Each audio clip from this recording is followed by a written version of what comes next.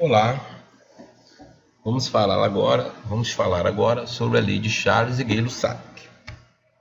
No fim do século XVIII, pouco mais de 100 anos depois da primeira lei dos gases, foi estabelecida a lei que relaciona a variação de volume de uma amostra de gás com a temperatura quando a pressão é mantida constante, a lei de Charles e Gay-Lussac.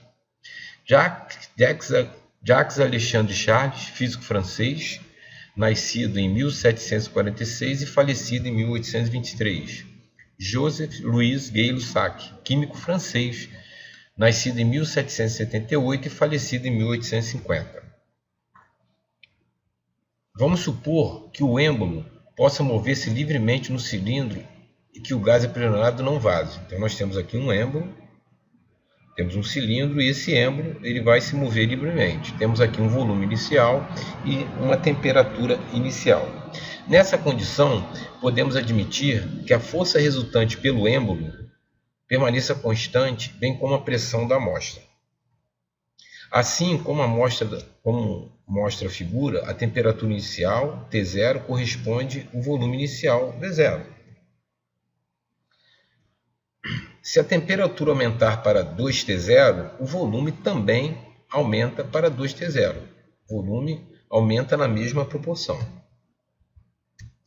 Se a temperatura torna-se 3T0, o volume passa a 3 vezes o volume inicial. Se a temperatura torna-se 4 vezes a temperatura inicial, o volume passa a 4 vezes o volume inicial. E assim por diante. Em síntese, a experiência ilustra a lei de Charles e Gay-Lussac, que pode ser enunciada assim: se a pressão de uma amostra de gás for mantida constante, a sua temperatura e seu volume são diretamente proporcionais, ou seja, o quociente volume sobre temperatura será constante.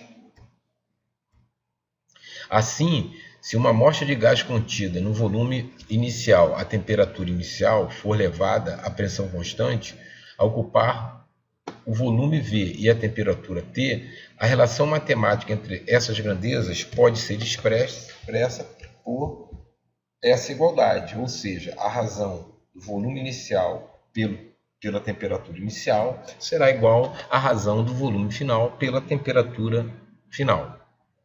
Essa é uma das expressões matemáticas da lei de Charles e Gay-Lussac. Note que a temperatura expressa por T maiúsculo e não por T minúsculo.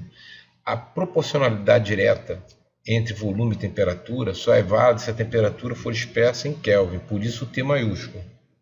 Segundo a recomendação do Sistema Internacional de Unidade de Medidas, devemos utilizar T para temperatura em graus Celsius e T para temperatura em graus Kelvin.